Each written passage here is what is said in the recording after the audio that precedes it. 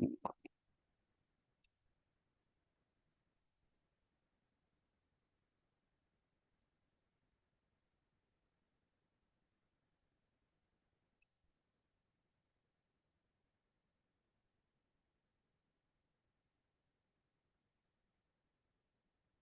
And if I didn't already say it, please do make sure you put your name in the chat so I can get our attendance caught up.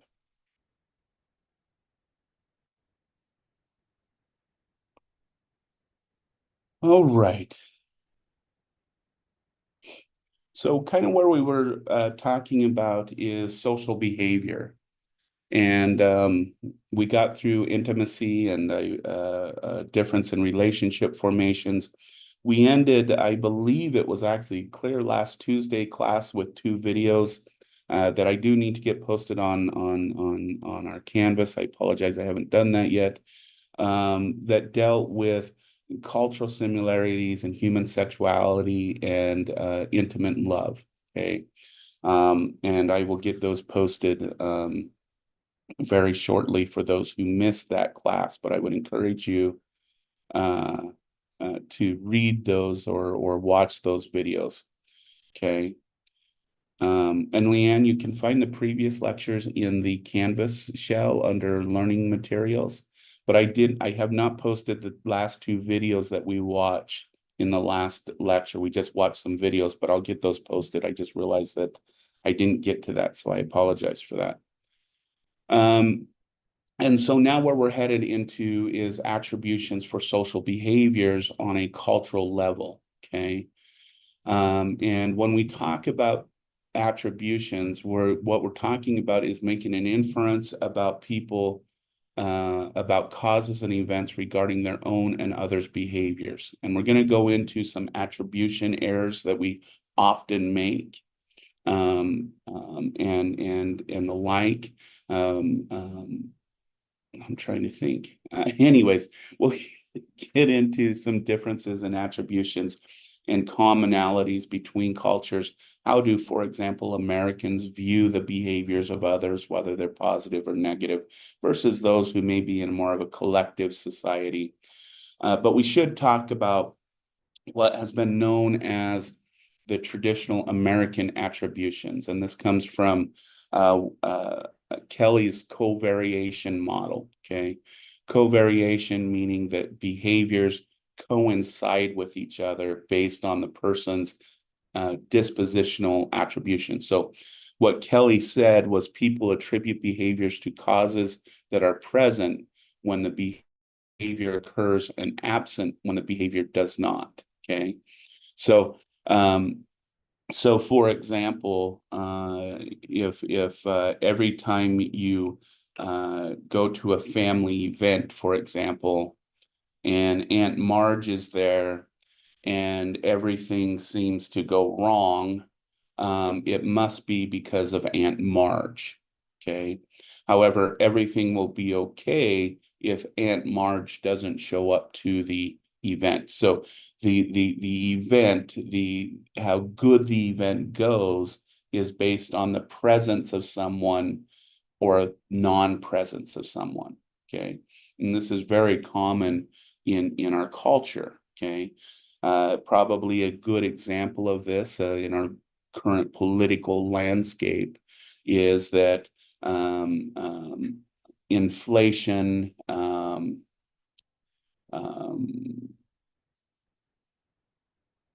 income, housing prices, all of these things that we have seen go up over the last recent 4 years has been attributed to the presence of Biden and the Biden administration. And so the main claim is let's kick the Biden administration out and the Democrats out. And in their absence, inflation will go down and all of these things will happen. Okay.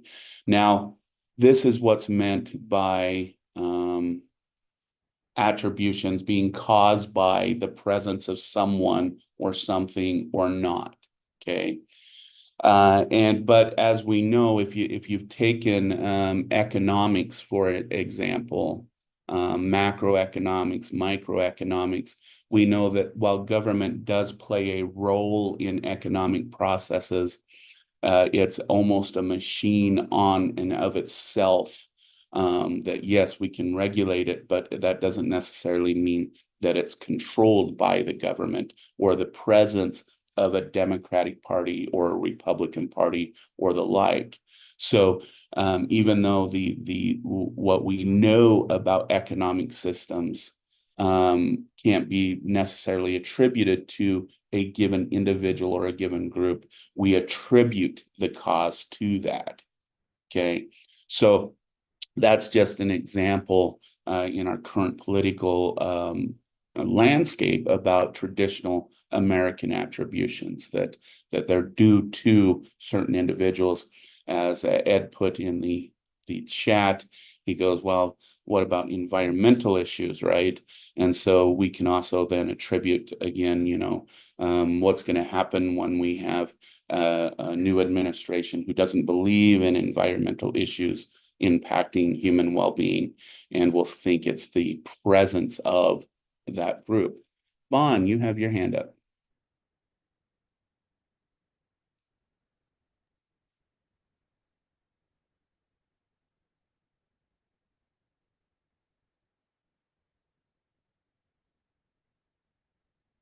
We can't hear you. Your mic's not showing that it's picking up your voice. Okay.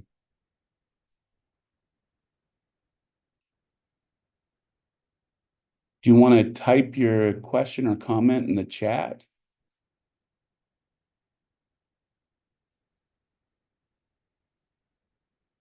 Oh, I'm sitting in front of all the subtitles. Well, let's fix that.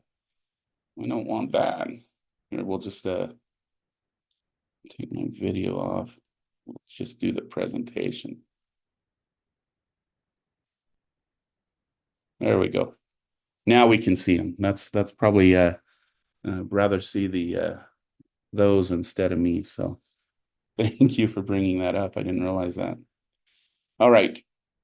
So that's what Kelly's covariation model means, that certain things exist when certain individuals are in power, individuals are present, individuals are there, that it's the individual that is causing that event. Okay. And so this is one type of attribution, and it's been mainly found, if we want to put it from research terms, when we look cross-culturally. Kelly's model has been well supported, for example, here in the United States and more individualistic or Western societies. Okay, so what do we use when we make an attribution? And there's three types of information that we often use. Okay. One is consistency. Is a person's behavior consistent across situation, or is it situation specific? And this is where again, we have to remember when we're talking about these are not rationally based issues. When we look at consistency, we have other biases at place that we assume that there's a consistency across situations, or is it situational specific? Okay. Distinctiveness, is a person's behavior unique to the specific target? Okay. So is there something about that individual that makes them stand out that then would make us attribute that to those individuals? And then consensus, would others persons faced with the same situation behave is a similar manner? Okay, so again, when we look at our current political landscape, okay, as inflation has increased and all of those things, a consistency is that it's been occurring over about the last 4 years. One consistent thing that has been there is, again, the Biden administration. Okay. Is it distinctiveness? Is it a person's behavior unique to specific target? Well, if you look at it from a Republican perspective, a Trump perspective, yes, they've made Biden's administration's behaviors very distinct from their own. Okay, so so they've created this distinctiveness between Biden and that administration and their own. So they made this distinctive. Is there consensus? And if you look at the Republican, and I'm only using this as an example, it can go both ways. So this is just an example. Is there consensus among Republicans that Biden administration caused inflation? Okay. And yes, there is. And so that attribution is made. Okay. Now, we do have another theory that we should go through, and this is what's called Wiener's theory of stability. And what he does is he describes four types of attributions for success and failure: stable and unstable, internal versus external. Okay. When and what he did is if he thought about, if you didn't get a job, you could attribute it to four basic things. Okay. One is your own internal factors that may be stable. Maybe you feel like you just lack the ability for that job. And maybe they saw that and that you didn't really have the ability to really be competent in that job. Stable external factors may be that you thought maybe there was just too much competition. They say, here in the United States, if you're looking for jobs that are non-local based, you're competing with 1,000 to 2,000 other applicants. Okay, and so that might be the competition part. Unstable internal factors, lack of effort. So maybe you feel like, well, I just sloppily put together the resume and I half-heartedly meld it and whatnot. I should say email. I'm getting old. Emailed it or submitted it online. I really didn't really want it. I just kind of went for it. And then unstable external factors, bad luck. Maybe they were in a bad mood that day, or maybe the hiring manager was out and it was his underling that was reviewing applicants or the like. So these are kind of the four basic attributes that Wiener's tries states that we make given a success or a failure. Okay.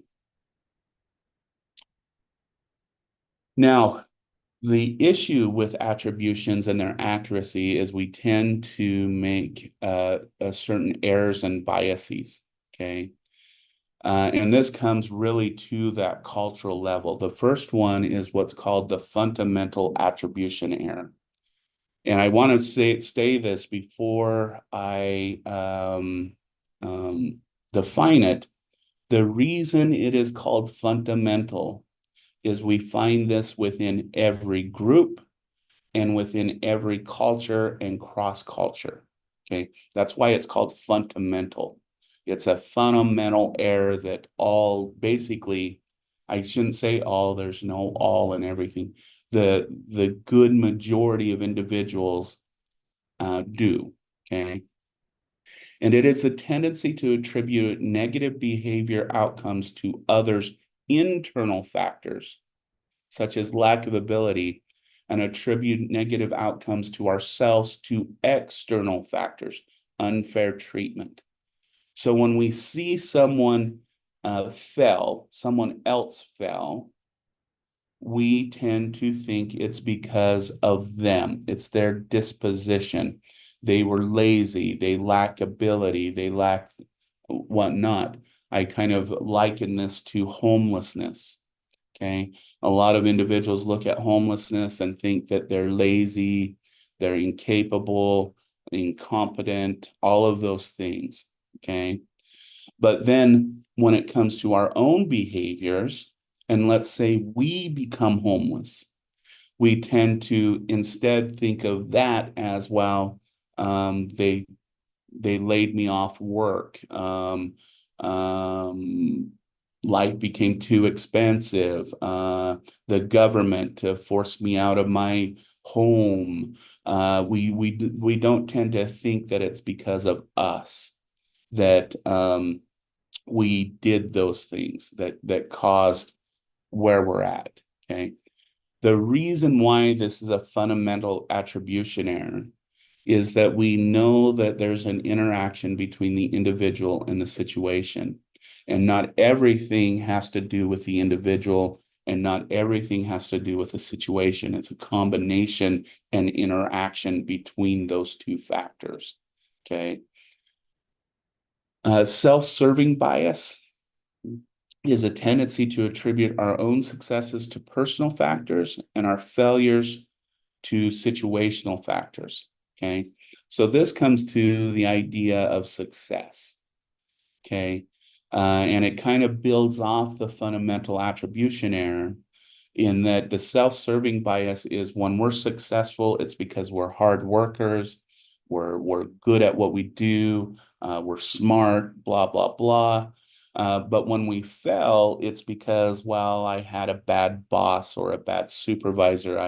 Um, um, uh, the let's say in sports, it was because the refs were unfair, or the other team had an advantage of some type. Okay. Um, so that's a self-serving bias. Okay, that we all tend, and we should note that as stress increases, the more likely we're to make these errors and these biases. Okay. And then the defensive attribution. And this is a tendency to blame victims for their misfortune. And I want to kind of explain this a little bit because I know, you hear a lot about a woman who was raped because of the way she was dressed, or because she was flirtatious, or she was this or that. You hear about domestic violence victims. While they chose that man, they got into that situation. You should reap what you sow, those kinds of things. And so victim blaming is something that is very common. But I want to give the psychological explanation of this, because it's not just that human beings are horrible humans that like to blame victims. Okay. It's actually, well, okay, I shouldn't say there are humans who truly believe that rape victims were raped because of the way they were dressed and those kinds of things, and women and men who are victims of violence are that way because that's a life choices they make. So I don't want to say that there's not people that think that way purposely. Okay. But for the most part, individuals engage in victim blaming because they want to have some type of emotional security that they themselves would never succumb to victimization. Because I would never go to a bar, dress scantily, and flirt with a bunch of men or women. Okay. Um, I choose good relationships. I'm not just going to choose any willy-nilly guy off the street or girl off the street and get in a relationship with them, or some bad person thinking I can fix them, and then I end up in it's this idea that victims are victims because of the situation they put themselves in, which gives me psychological and emotional security that I will never be a victim. Okay. So that's the psychological twist on why a lot of individuals engage in victim blaming.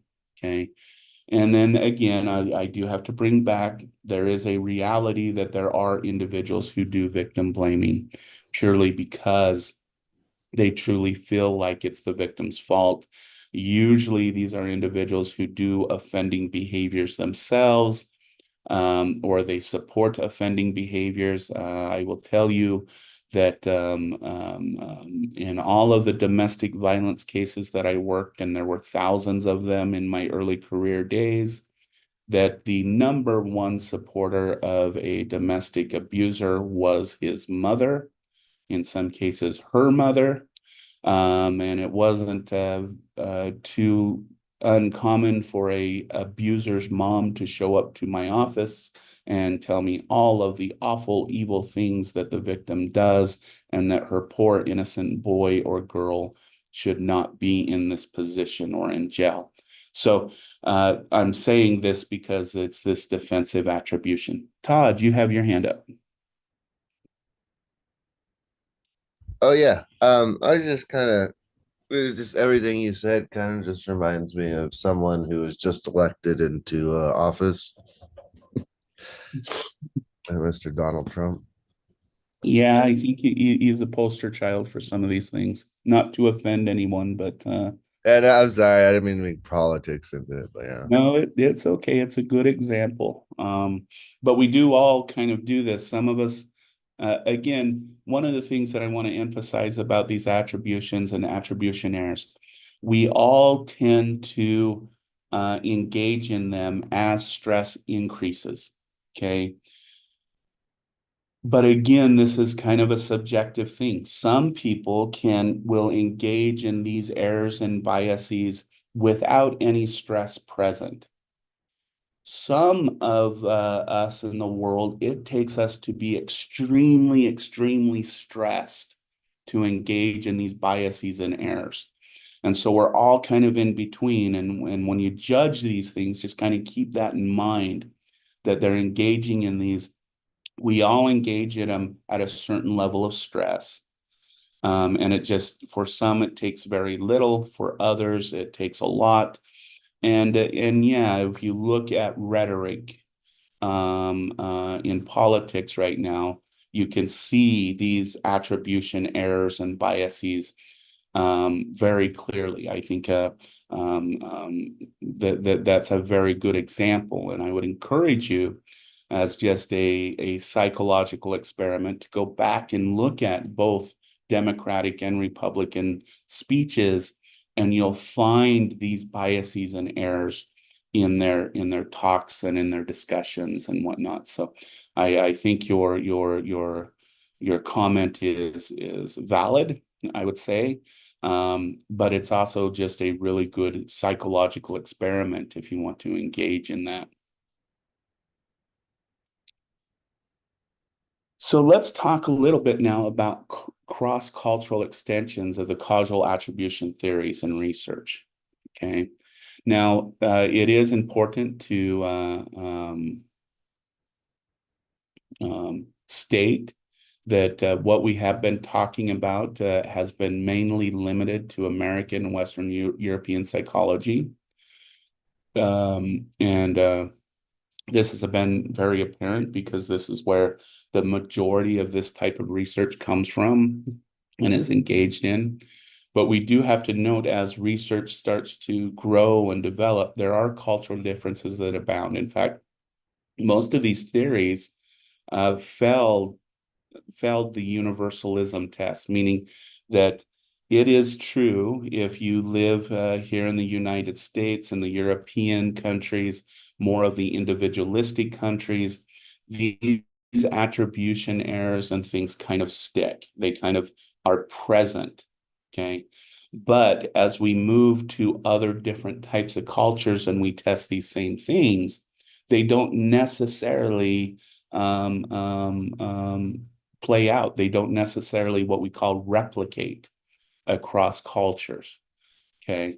So when we talk about these things, kind of keep this in mind, that it's really more the Western European type of mindset that does these type of attributional uh, characteristics. Okay. All right. And probably one good example, again, is aggression. Any act of behavior that hurts another person, either physically or psychologically, is the definition we're going to use.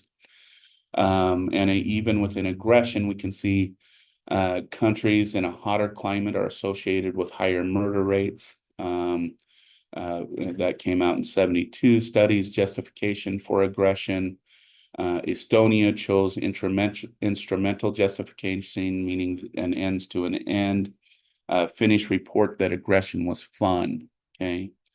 So aggression is another one of those things that we find across cultures. Okay. And I think there's another slide on this. Well, let's finish these first, these kind of few cultural things. So there is this association between hotter climates and higher murder rates. We know that in colder climates, summer months, there tends to be higher aggression and murder rates and those types of things. And so the question is it because of heat, or is there some other psychological or social factor that's going on? Okay. And indeed, what most current research suggests is it's not necessarily the heat. Okay. Yes, in hotter weather, do we become a little bit more aggravated? Yes. But in extreme cold weather, we also become aggravated. All right. But what tends to occur when things start to get hotter? Well, we tend to interact with each other more. Okay. Now, I know that sounds strange here in Arizona, but if you look here at Arizona, for example, aggression and murder rates are actually lower in the hottest parts of summer than they are going into the cooler parts of fall and winter. All right. So here's a challenge to this theory. Is what we find is what happens when it gets really hot here in Arizona. We go to our air-conditioned homes with our families. We really don't interact with each other very much. We don't go out as much. But as things start to cool down here in Arizona, we start to go and do our sports more often. We start interacting with people. We start going out more. We tend to interact with each other more. And then that starts to increase our aggression and murder rates, at least here in Arizona. And this is what has been found in the Robbins research is the warmer it is, not hot, the warmer, the more human interaction we have. And we think it's that human interaction that increases aggression and murder rates, not necessarily the heat in and of itself. Okay. Traverse 1998 studied justification for aggression. Okay. So here in the United States, you think about people who are aggressive and whatnot, and you think it's a dispositional trait, that they're just mean people. Okay. But when we look at places like Estonia, they do more of what's called instrumental justification, meaning a means to an end. Okay. Meaning that there was a purpose behind that aggression. It was to gain something. Okay. And we tend to, but here in the United States, we don't necessarily think that way, because if we think about, for example, robberies, right now there's this the crime spree of people mobbing a store. They all go in and they aggressively take a whole bunch of stuff and take off. A lot of people think it's those individuals. It's something about those individuals that is creating that behavior. When in reality, maybe it's because of employment shortages in that area, or that they need to feed their family, or they need to provide for someone, or they need to take care of something. And we don't often think of that. This is what's happening in Estonia. When someone does something aggressive, they stole that because they needed to feed their family. Okay.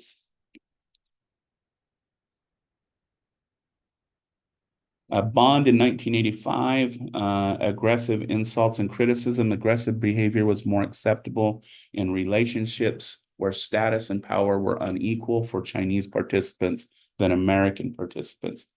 So again, when we're looking at cross cultures here in the United States, power status really does not play a role when it comes to insulting or criticizing someone. But in China, you don't criticize someone who has a higher status than you. Okay, you can only criticize, or I shouldn't say you can only, it's a cultural influence that you only criticize individuals who have a lower status to you. Okay.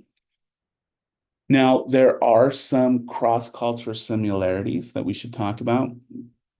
Cross cultures, overt physical and verbal aggression is prevalent among boys than girls. Acceptance of various forms of aggressions are similar across cultures: Spain, Finland, Poland, South Africa, Japan, and Iran. Um, and so we do see some cross-cultural similarities based on gender, boys versus girls. And we also find some similarities in the forms of aggression. What is acceptable given a given situation? Okay. All right. And I do want to go back here. One of the areas that I've studied and whatnot is the engagement of psychopathology. Okay. Um, Psychopath and serial killing, it's specifically, and I'll give a quick definition of serial killing. It's when an individual kills at a different time, a different location, over a series of 3 or 4 times. Psychopath is someone who has inability to have remorse over their behavior. Those are very simple definitions. And I want to emphasize that very simple definitions, it gets a little bit more complex than what I'm stating here. So what about things like serial killing? Okay. Is it universal, or is it something that is unique to a given culture? Okay. And this is an example of a culturally bound situation. Okay. We find that serial killing is limited to, and psychopathology is limited to westernized societies. Okay. And indeed, prior to about, let's see, first one, 1978, 1980s, and into the 90s, before 1978, you would not find what would be defined as a psychopathic serial killing in Eastern countries like Japan, China, Taiwan, Indonesia, those very collective cultures. Okay. It wasn't until they became very westernized after World War II that we see the development of psychopathic serial killing. Okay. And so when it comes to murder and those kinds of things, that's an example of a cultural transmission. Similarly, here in the United States, if we look at pre-colonialism, was there murder? Was there all those things? Yes. Okay. But what's the difference between murder now versus murder pre-colonial? Okay. Well, it's similar to murder rates between the United States and United States, Britain versus other European countries. Okay.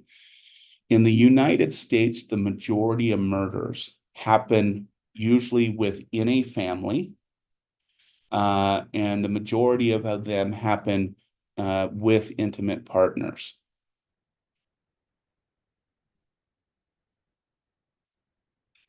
Okay. And so within the United States, we kill each other. Okay. We kill those who are close to us. We kill those who we know. Okay. There's very few examples we can think of, Timothy McVeigh, the Texas tower shooter who randomly shot people. the person in Las Vegas who randomly shot individuals. But those were kind of anomalies. Most of the school shootings, most of the mass shootings, that shooter knew those people, knew who they were going to go shoot. The majority of mass shootings are intimate partner mass shootings where a intimate partner goes to the person's workplace and shoots everyone up. Okay. Most murder is family murder and intimate partner murder. That's vastly different than what we see murders in other countries. Most murders in other countries is one person in one country goes to another country and kills someone. Okay. If we look at pre-colonial Native Americans, what evidence we have is that murder within a tribe really didn't happen. It was usually between tribes. Sexual assault pre-colonialism usually was a one tribe going in and sexually assaulting another tribal members, females. Okay. But here in the United States, again, when we look at things like molestation, when we look at things like rape, it's usually between two people who know each other. The idea of stranger danger is kind of a fictionalization of just a few cases. Okay. So those are some cultural differences, but it also shows how culture can influence other cultures. We look at the colonialization of Native American communities. We look at the westernization of places like Japan, China, Indonesia, Taiwan, and we get more psychopathic type of killers in those countries as they westernize. And so my point being is that cultures in and of themselves can be influenced by other cultures as well. Okay. All right. So let's also talk about other lines of research that have been popular in social psychology. Probably one that you get in almost um, uh, uh, every every intro to psych class is the issue of conformity and compliance. Okay.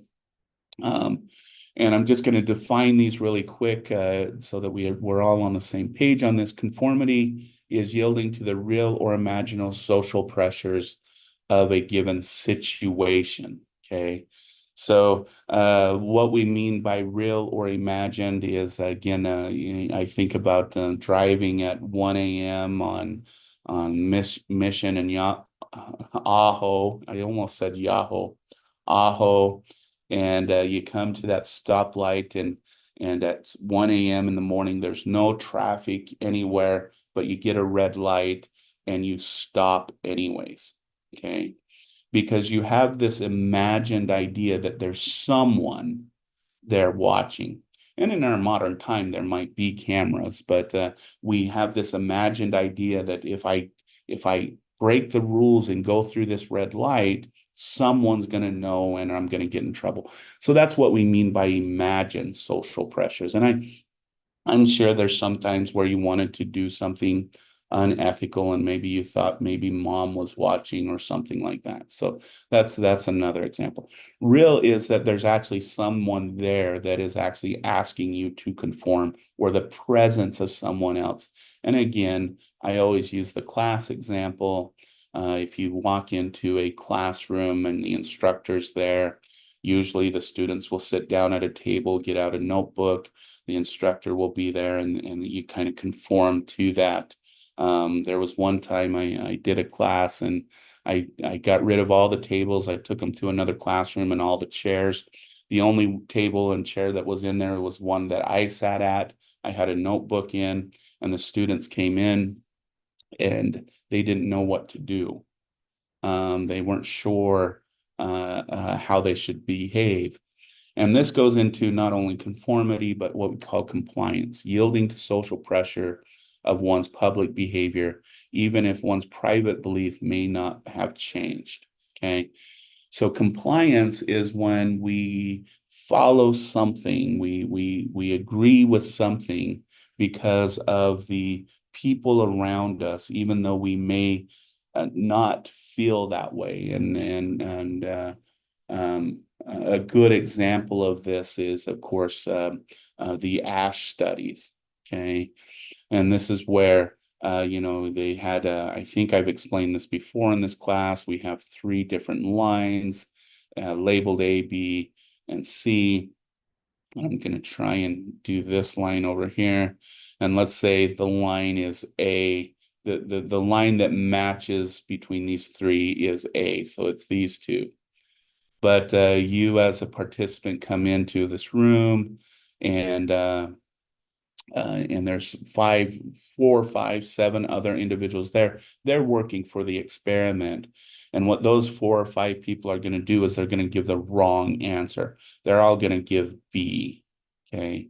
And the question is even though in your private world, you know that the correct answer is A, will you give into the pressure and say B? Okay. And indeed, what we find is that about 75% of individuals will give that wrong answer. They'll say, yes, I agree with these guys, it's B initially. And then when the experimenter says, oh, no, that's not the right one, it was actually A, 1/3, about 32% of individuals will maintain their group's wrong position. Okay. This has also been used to explain extremist behaviors. Why do extremists hold an extreme view, even though it's been falsely claimed? And we know that in a large group of individuals, if they're given some type of false belief, there'll be at least 1/3 of them who will maintain that false belief even after someone has come in and said, no, that's wrong. It's what you're doing is bad, those kinds of things. And so this has been shown, this has been kind of indicative of extremist behaviors. And again, because politics was brought up, we find that among the Republican Party, 1/3 of them are extremists. When we look at the Democratic Party, extreme to the right. When we look at the Democratic Party, about 1/3 of them is extremist to the left. Okay, so this is kind of that kind of play out uh, um, based on this. And Leanne, yeah, in a way, it kind of goes back to those attribution errors that we were talking about earlier. One, I stated something. I made a personal attribution that this is the answer. And you're absolutely right. I don't want to be wrong. I don't want to be wrong in what I stated. So that is a big part of it. Yes, absolutely. Okay. All right. And then, of course, obedience is when we people follow the direct command of someone else. Again, the famous example of this is the Milgram study, where individuals who uh, just by the pure presence of an authority figure would be willing to shock someone up to 450 volts, even though it said XXS, XXX, potential death, those kinds of things, just by the presence of an authority figure. About 2/3 of people will shock someone clear up to 450 volts. Okay, so and so yes, obedience, we know that, and you can kind of see this played out, if you've sat in a grocery line or something, and there's maybe a line of let's say 8 people. There'll always be that one person that tries to jump the line or try to get ahead of someone. This speaks to this obedience kind of compliance idea, that yes, most of us for very good reasons will stand in a line, we will obey traffic laws, we will do all those kinds of things, but then there is that small number of individuals that won't. And so this kind of speaks to kind of some of those real life experiences we probably have every day. Okay. Cooperation is ability to work together towards a common goal. So being able to say, let's get this done, let's build this tent, let's build this house, those kinds of things. Okay. Now, it is important to state that within any social function, within any social society, all of these can have beneficial impacts on a society. Okay. Imagine what would happen if we all decided we're not going to listen to speed limits and traffic laws. Okay, which is conformity. Imagine what would happen if we just we went to the football game and we didn't go through the line and to the ticket booth and did all of the things you needed to do to get into the stadium, and we just all rushed the stadium.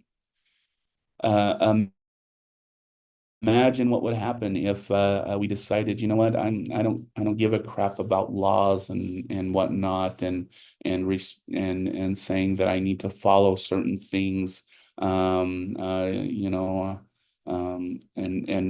not going to obey what the law enforcement officer or the court or the legislature says. I'm just going to do what I want to do.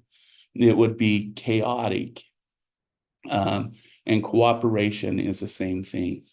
We get worried about these things when it comes to things like that make us do behaviors that are counter to our belief system, such as the Milgram studies, such as if we bring up the Stanford prison studies, we bring up Abu Ghraib, and those types of things that then make us do things that normally we would not engage in. All right, so let's finish with this today about conformity and compliance. So cross-cultural research. Uh, so Americans tend to have a bias or negative feelings about conformity and compliance. Okay, whereas Asians in their collective society value conformity, and they tend to not like dissent. Okay, so where here in the United States we think, oh, the conformist, oh, you're complying to this or that, you must be something negative, whatnot. However, the thing that I should say on this level is when we do things like the Milgram studies, or replications, ethical replications, I should put it that way, ethical replications of things like the Milgram studies or the Ash studies. Statistically, we find the same levels of conformity and compliance. So it's not that Asians are more conforming and more compliant. They tend to just positively value it more, where we tend to negatively value it, but we both do it at the same rate. Okay. Research on child rearing indicates that Asians and Puerto Ricans were found to value conformity and obedience. And this came from Garza. So in these cultures, if you think about the family lineage, you usually have within an intergenerational, you have a grandparent, you have parents, and you have children, and there's respect and obedience for the parent and the grandparent. And then the parent has conformity and obedience to the grandparent. And so that family system encourages that conformity and obedience within that system, and within that situation. Okay. All right. So I'm going to stop sharing here. I'm going to stop our recording.